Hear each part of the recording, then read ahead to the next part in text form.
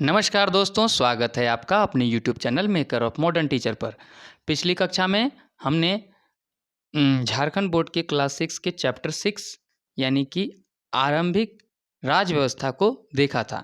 हम देख रहे हैं जेटेट पेपर 2 सामाजिक विज्ञान शिक्षक के लिए इतिहास के महत्वपूर्ण श्रृंखला को। इस श्रृंखला में आगे बढ़ते हुए आज हम लोग देखने जा रहे हैं प्राचीन भारतीय इतिहास यानी कि झारखंड बोर्ड के कक्षा 6 की इतिहास की पाठ्यपुस्तक के अध्याय 7 यानी कि नए धर्मों के उदय को। ठीक, नए धर्मों का उदय। उदय का अर्थ होता है यानी कि निकलना, उगना, जगना, बढ़ना। नए धर्म, धर्म शब्द का जो प्रचलन था अभी तक समाज में नहीं आया था। धर्म शब्द के बारे में अभी तक कोई भी धारणा नहीं बनी थी। यह धर्म होता क्या है? धर्म का अर्थ होता है जो व्यक्ति धारण कर ले, जो व्यक्ति मन में धारणा बना ले। तो इस धारणा की उत्पत्ति होना शुरू हुई थी यहाँ पर। क्यों हुई थी? क्योंकि समाज में तरह तरह के आडंबर, पाखंड, कर्मकांड और सामाजिक व्यवस्था की जटिलताओं को बढ़ता हुआ देखकर और किसी समुदाय के द्वारा किसी दूसरे समुदाय के ऊपर अपना प्रत्यारोपण करना, आरोहण करना यानी कि उसे दबाने की कोशिश करना, इसे देखते हुए समाज में कुछ नए धर्मों का उदय हुआ, नई विचारधाराओं का उदय हुआ कह सकते हैं। देखते हैं आगे क्या होता है। ईसा पूर्व 6ठी शताब्दी का समय उत्तर भारत में धार्मिक दृष्टि से महान परिवर्तन का काल माना जाता है। इस समय समाज में व्याप्त कुरीतियों, पाखंडों, कुप्रथाओं, छुआछूत, ऊंच नीच आदि के विरुद्ध आंदोलन उठ खड़ा हुआ। यह आंदोलन कोई आकस्मिक घटना नहीं थी, बल्कि लंबे समय से संचित हो रहे असंतोष का परिणाम था।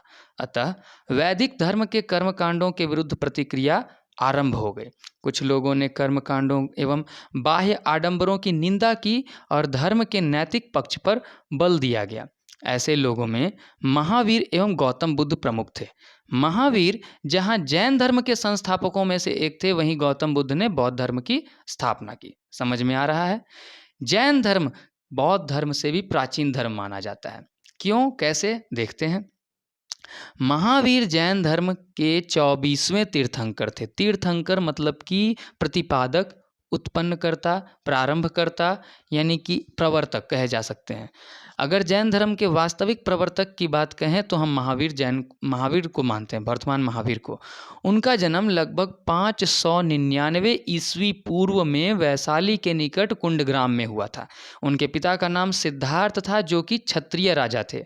उनकी माता त्रिशला लिच्छवी कुल की थी। एक राजकुमार के रूप में उनका लालन पालन हुआ। बचपन में उनका वर्धमान नाम था।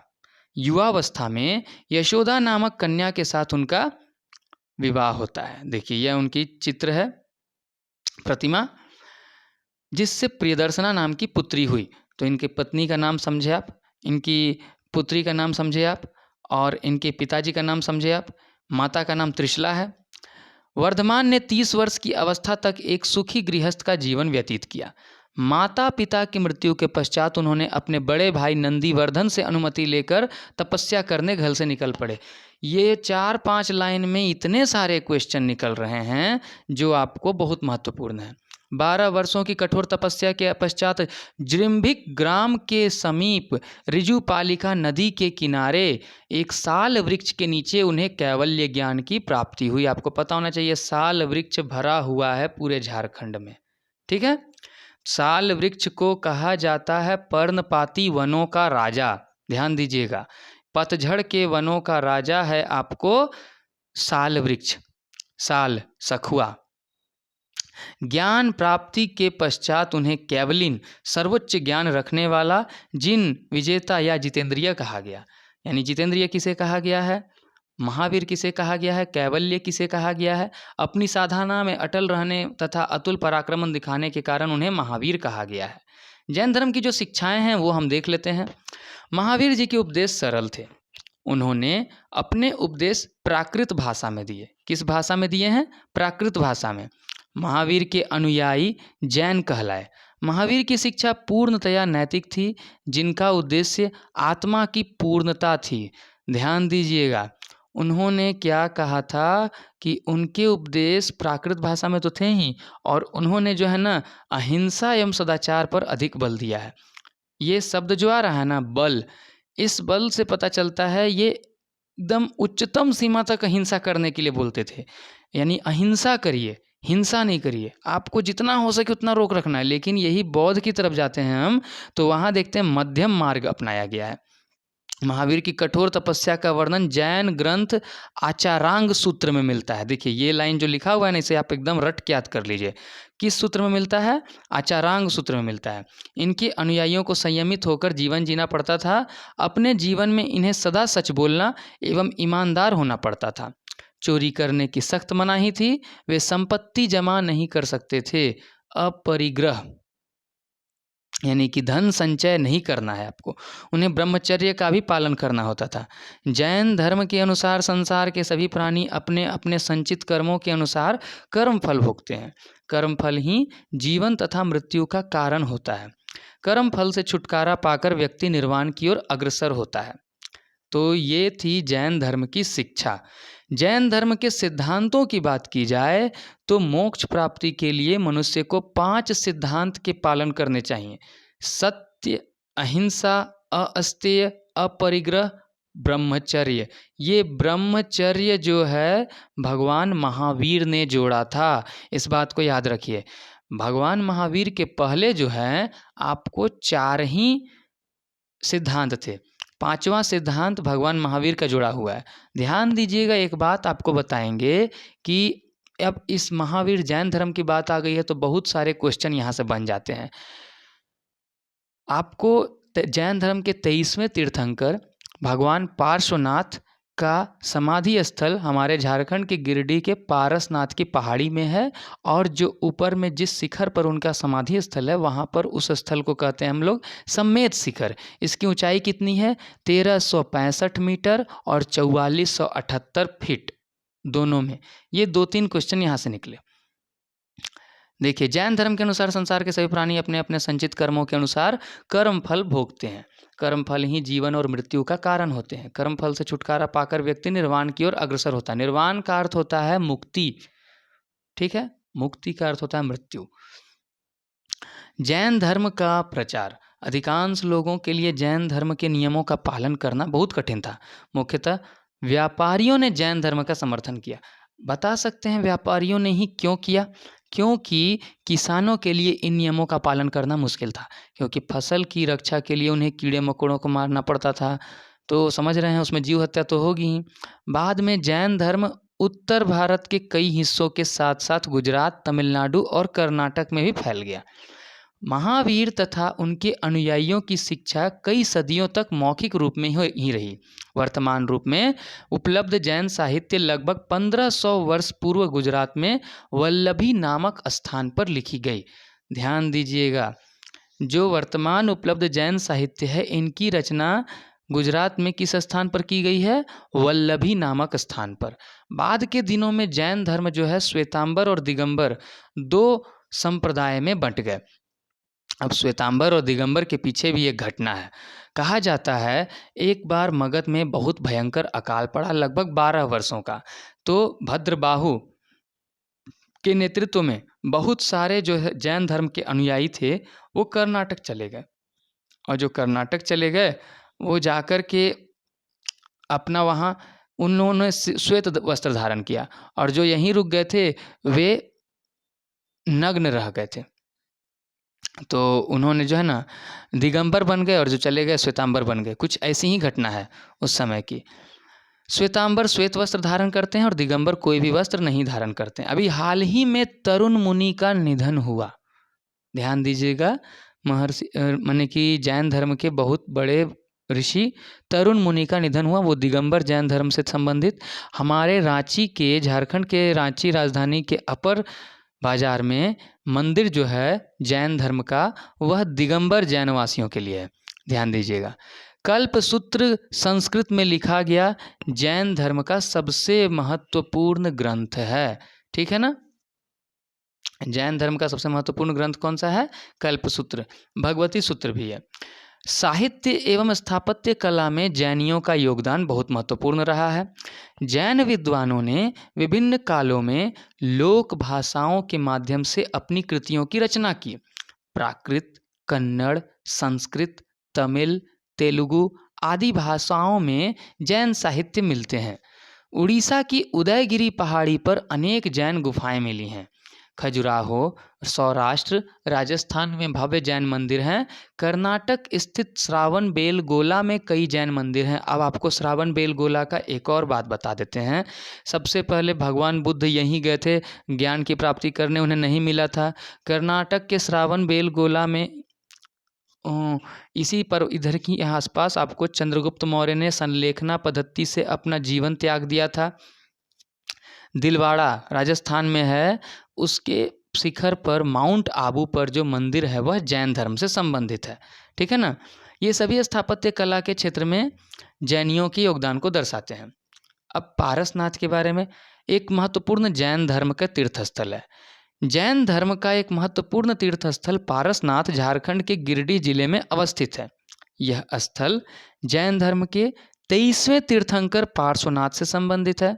पार्श्वनाथ का काल महावीर से 250 साल पहले माना जाता है। मान्यता है कि जैन धर्म के 24 तीर्थंकरों में से 20 का निर्वाण स्थल पारसनाथ ही है। जिस स्थल पर मंदिर निर्मित है उसे सम्मेद शिखर कहते हैं। देखिए, यह झारखंड का सबसे ऊंचा स्थल है। इसकी ऊंचाई समुद्र तल से 1365 मीटर और 4441 फीट है। यह स्थल इतना ऊंचा है कि चोटी में प्रातः काल के समय बादलों को तैर कर नज़दीक से गुजरता हुआ महसूस किया जा सकता है। मतलब इसकी ऊंचाई, इसके ऊंचे स्थल से ना ऐसा लगता है जैसे कि बादल सामने से पार हो रहे हैं। यहाँ पर्यटकों का सालों भर आना जाना रहता है। ये तो हमने पढ़ा जैन धर्म के बारे में। अब अगले में देख लेते हैं, अगले खंड में 2 महत्वपूर्ण धर्म उस समय उदय हुए थे। ठीक है। जैन धर्म के बारे में आपने देखा, भगवान जैन का जन्म से लेकर के उनका पूरा जीवन के बारे में, उनके द्वारा दिए गए ज्ञान, उपदेश, शिक्षा जो भी इस इतिहास की पाठ्य पुस्तक में मौजूद है। इसके अलावा अलग से भी आपको कुछ-कुछ पढ़ना होगा, जानकारी लेना होगा। चलिए फिर हम लोग पहले आगे देख लेते हैं बौद्ध धर्म के बारे में इस पुस्तक में क्या लिखा हुआ है। बौद्ध धर्म के प्रवर्तक गौतम बुद्ध थे। कौन थे? गौतम बुद्ध। बचपन में उनका नाम सिद्धार्थ था। इनका जन्म 563 ईस्वी पूर्व में नेपाल की तराई में कपिलवस्तु के निकट लुम्बिनी नामक स्थान पर हुआ था। इनके पिता शुद्धोधन कपिलवस्तु के शाक्य गण के प्रधान थे। उनकी माता महामाया, यह माया लिखा है वो भी चलेगा, कौशल राजवंश की राजकुमारी थी। शैशव काल में माता की मृत्यु के बाद इनकी मौसी महाप्रजापति गौतमी ने इनका पालन पोषण किया था। सिद्धार्थ बचपन से ही बहुत चिंतनशील स्वभाव के थे। कैसे थे? बहुत चिंतनशील स्वभाव के। एकांत में बैठकर वे जीवन मरण, सुख दुख आदि विषयों पर गंभीरतापूर्वक विचार किया करते थे। इस प्रकार सांसारिक जीवन से विरक्त होते देख उनके पिता ने 16 वर्ष की अल्पायु में उनका विवाह एक रूपवती राजकुमारी यशोधरा के साथ करा दिया। कहते हैं जब सिद्धार्थ का जन्म हुआ, एक तो बहुत कम से कम 13 वर्षों के बाद सिद्धार्थ का जन्म हुआ था।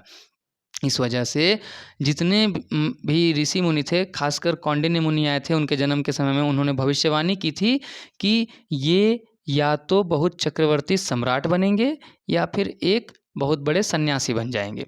और कहते हैं कि ये एक सन्यासी की ओर इनका स्वभाव जा रहा था। इसीलिए इनके पिताजी ने इनके रहने के लिए 3 प्रकार के महल बनाए थे, प्रसाद जिसको बोलते हैं, प्रासाद। 3 प्रासाद बनाए थे, मतलब कि गर्मी के लिए अलग महल, ठंडी के लिए अलग महल और बरसात के लिए अलग महल। लेकिन फिर भी इनका मन उसमें नहीं लगता था। और फिर कहा जाता है इनकी विवाह अल्पायु में ही, यानी कि कम आयु में ही करवा दी गई थी। परंतु सिद्धार्थ सांसारिक सुखों से वास्तविक संतोष नहीं पा सके।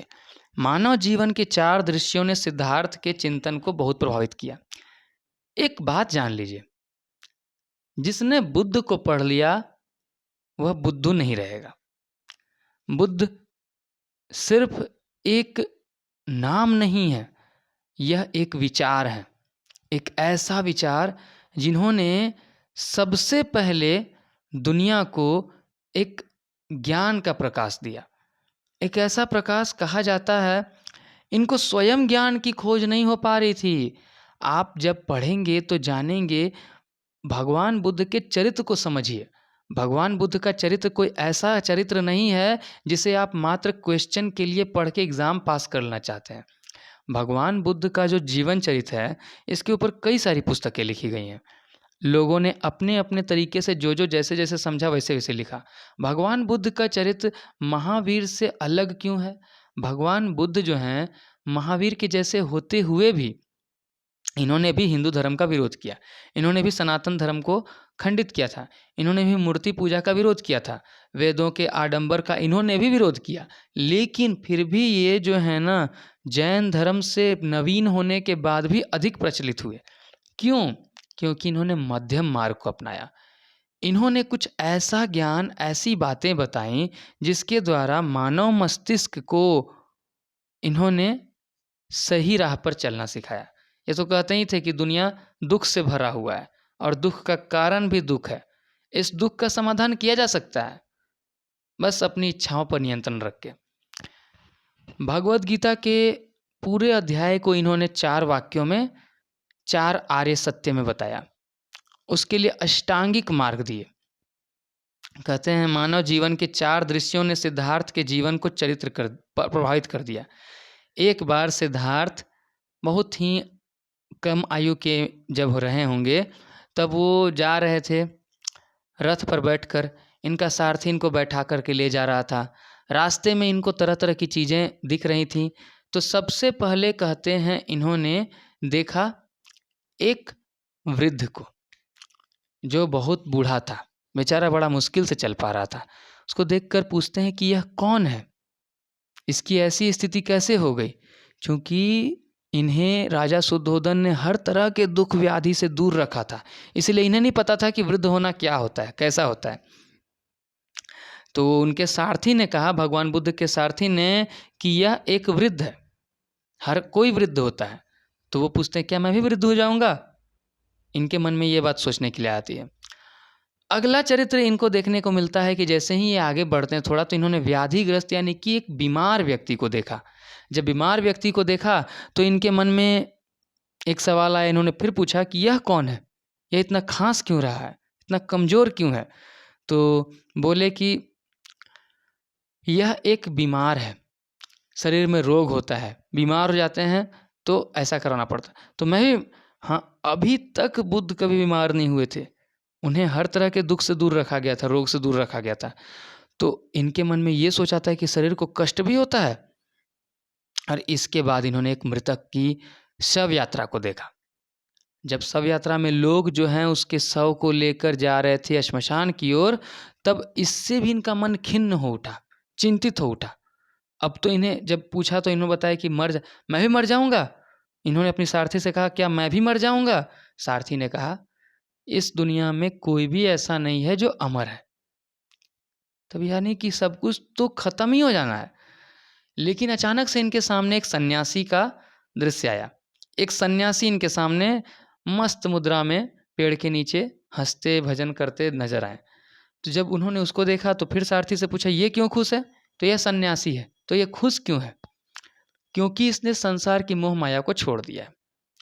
उनका हृदय मानवता को दुख में फंसा देखकर अत्यंत खिन्न हो उठा। गंभीर सांसारिक समस्याओं ने उनके जीवन का मार्ग बदल दिया। इन समस्त समस्याओं के समाधान के लिए 29 वर्ष की आयु में उन्होंने अपने पत्नी और पुत्र राहुल को सोते हुए छोड़कर गृह त्याग किया।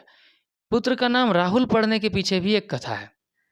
कहा जाता है, भगवान बुद्ध को जब पुत्र हुआ तो, अब पुत्र, कभी कभी पुत्र से तो मोह होगा ही पिता को।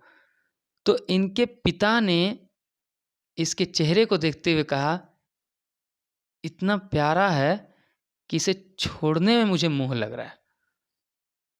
अभी मेरे ऊपर राहु बन के बैठ गया है, छोड़ भी नहीं सकते इसको। इसी नाम से राहुल इसका नाम पड़ा। इस घटना को महाभिनिष्क्रमण गृह त्याग की घटना को क्या कहा जाता है? महाभिनिष्क्रमण। इसके पश्चात ज्ञान की खोज में कई वर्षों तक वे भटकते रहे। 16 वर्षों की कठिन साधना, बोले ना कर्नाटक गए थे, अब तपस्या कर रहे हैं, सूख के कंकाल हो गए। जानते हैं, ये ज्ञान की प्राप्ति के लिए पहले आलार कदाम और उद्दक 2 गो ऋषियों के यहाँ योगा सीखे। वहाँ से इनका मन नहीं भरा। फिर जो है ना, वप्पा बदिया ऐसे करते हुए 5 ऋषियों के साथ, 5 ब्राह्मण संतों के साथ ये गए कर्नाटक। वहाँ जा कर के तपस्या की। तपस्या करके सूख के इनका बदन कंकाल हो गया, लेकिन इन्हें ज्ञान की प्राप्ति नहीं हुई। जब ज्ञान की प्राप्ति नहीं हुई तो एक लड़की, एक आदिवासी समाज की एक लड़की, एक कन्या, एक छोटी बच्ची जिसका नाम था सुजाता, वह इनके पास पूछी, प्रभु क्यों इतने परेशान हो? तो बोलते हैं, भगवान को खोज रहे हैं। भगवान कहाँ है? तो मतलब जो भी प्रश्न आप खोज रहे हो, क्या है, क्या जानना क्या चाह रहे हो? दुनिया कष्ट में है, दुख में है, तो आप क्या कष्ट को खत्म कर दोगे? क्या दुख को खत्म कर दोगे? क्या परेशानी को खत्म कर दोगे? जो चीज़ खत्म नहीं हो सकती है वो भी आप ही के अंदर में है, और यदि उसको खत्म करना है तो आप अपने कर्म पर ध्यान दो, काम करो और अपने मन की इच्छाओं को छोड़ दो। जब इच्छाओं को छोड़ोगे तो सारा दुख खत्म हो जाएगा। बस इतना सा बात कहना था सुजाता का। और इसके पश्चात कहते हैं कि भगवान बुद्ध को जैसे फिर से उन्होंने तपस्या शुरू की, और तपस्या से उन्हें ज्ञान की प्राप्ति हुई। इस बार उन्होंने तपस्या कहाँ की? कठिन साधना की थी, और वैशाख पूर्णिमा की रात को उरुवेला बोध गया का नाम उरुवेला रखा। हाँ, बोध गया, बिहार में बोध गया के निकट महाबोधि वृक्ष नाम पड़ गया पीपल वृक्ष का, जिसके नीचे इन्होंने तपस्या की थी। और उसके बगल में जो नदी बहती है, निरंजना नदी, एक और नाम है फल्गु नदी, उस नदी के नीचे वैशाख पूर्णिमा के दिन इनको ज्ञान की प्राप्ति हुई। ध्यान दीजिएगा, इस महाबोधि वृक्ष को आज तक सिर्फ एक व्यक्ति, एक शासक ने कटवाया। कौन था? वो थे आपको गौड़ शासक शशांक, यानी बंगाल के शासक। उन्होंने इस पेड़ को कटवाया था, और इसी पेड़ के डाली को अशोका ने अपने पुत्र महेंद्र और संघमित्रा को देकर बौद्ध धर्म के प्रचार के लिए श्रीलंका भेजा था। एक और बात कि महाबोधि वृक्ष यानी कि गया के पास जो बना हुआ मंदिर है, वह श्रीलंका के राजा की सहायता से बनाया गया। इसके बाद वे बुद्ध के नाम से विख्यात हो गए। ज्ञान प्राप्ति के पश्चात बुद्ध वाराणसी के निकट सारनाथ गए। सबसे पहला उपदेश बुद्ध ने कहाँ दिया? बनारस के निकट सारनाथ में, उत्तर प्रदेश में। और सबसे पहला उपदेश इनका सुना कौन? वही 5 ऋषि जो इनके साथ गए थे तपस्या करने, और जब इस सूख के कंकाल हो गए, इनको सुजाता आकर के एक कटोरा खीर दी, और खीर को खा करके अपना तपस्या को तोड़ दिए। क्योंकि सुजाता बोली, भगवान मर जाओगे तो फिर आप तपस्या क्या करोगे? और उनके हाथ से ये खीर लेकर खाए थे, सुजाता के हाथ से। तो इस बात को देखकर उन 5 ब्राह्मणों ने कहा कि यह पथभ्रष्ट हो गया है, यह भ्रमित हो गया है, यह पाखंडी हो गया है। ऐसा कहकर उन 5 ब्राह्मणों ने बुद्ध का साथ छोड़ दिया था, और उन 5 ब्राह्मणों को ही इन्होंने अपना सबसे पहला उपदेश दिया। और सबसे पहला दिया गया उपदेश को धर्म चक्र प्रवर्तन कहा जाता है। 80 वर्ष की आयु में कुशीनगर उत्तर प्रदेश में इन्होंने शरीर त्याग किया था, जिसे महापरिनिर्वाण कहा जाता है। अब ध्यान दीजिएगा, इनके जीवन से संबंधित कुछ जो ये हैं चिन्ह हैं। जन्म के समय का चिन्ह है कमल व साढ़, गृह त्याग का घोड़ा, ज्ञान पीपल का बोधि वृक्ष, निर्वाण पद चिन्ह, और मृत्यु स्तूप। ठीक है ना? सांची का स्तूप इन्हीं से संबंधित है, अशोक ने जिसका निर्माण करवाया है मध्य प्रदेश में।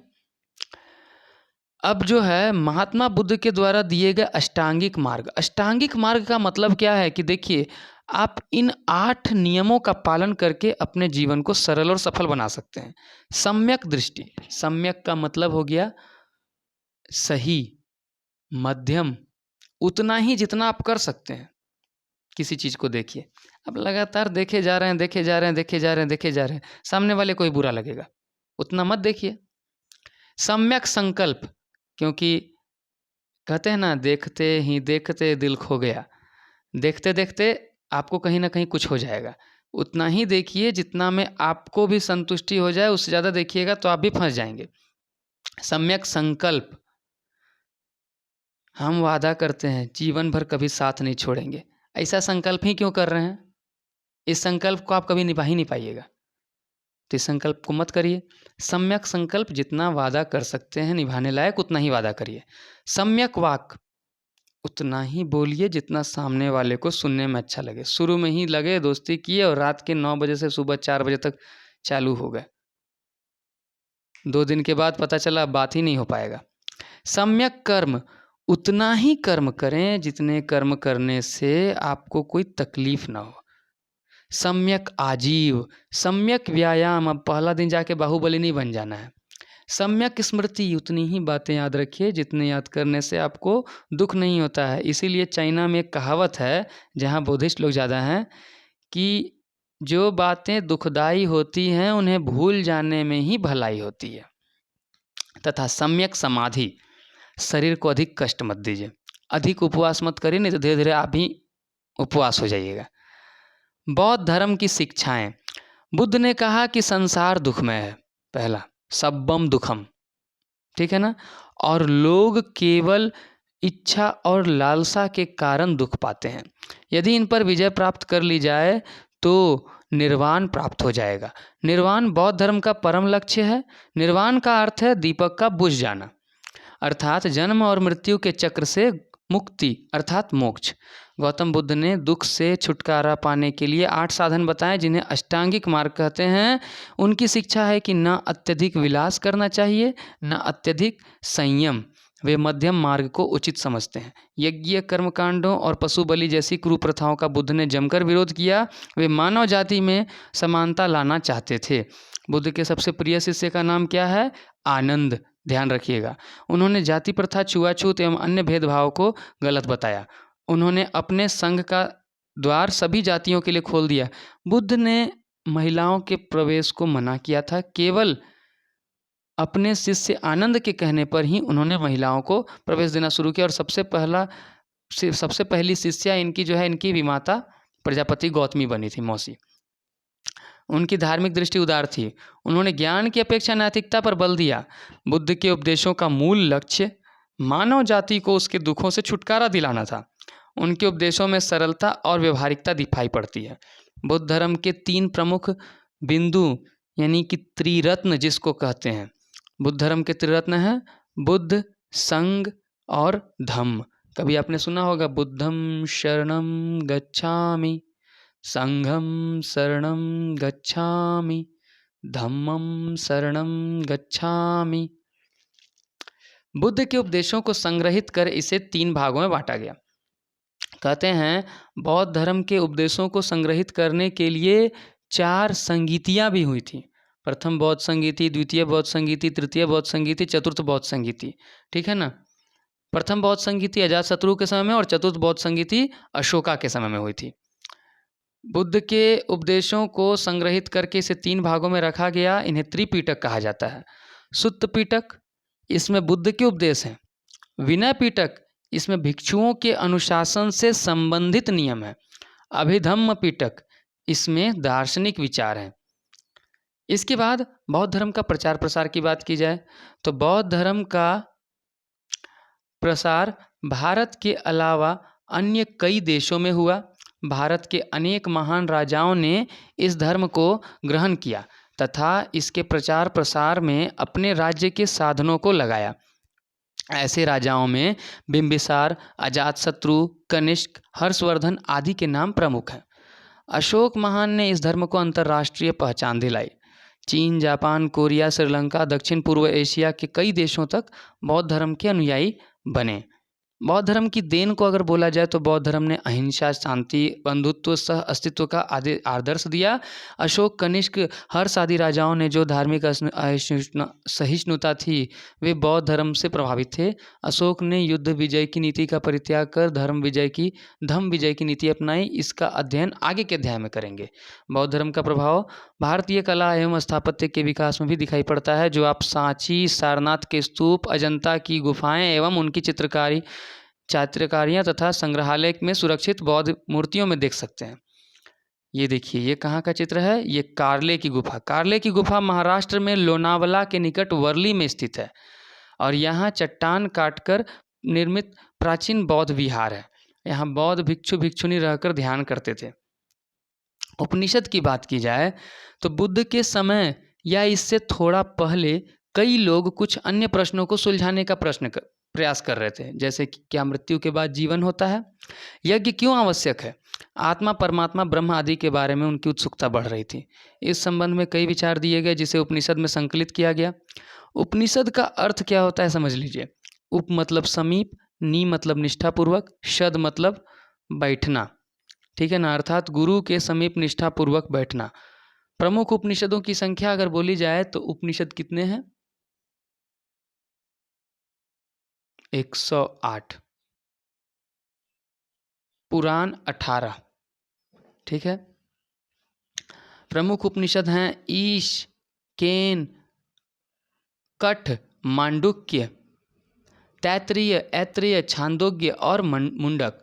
उपनिषद पूर्णतया दार्शनिक ग्रंथ हैं जिनका मुख्य उद्देश्य ज्ञान की खोज है। इनमें कर्मकांड और पशु बलि की निंदा की गई है, सांसारिक सुखों को महत्वहीन बताया गया है और उपनिषदों में सर्वत्र सत्य की खोजने की जिज्ञासा दिखाई गई। अब झारखंड में एक प्रसिद्ध स्थल है चतरा जिले का इटखोरी।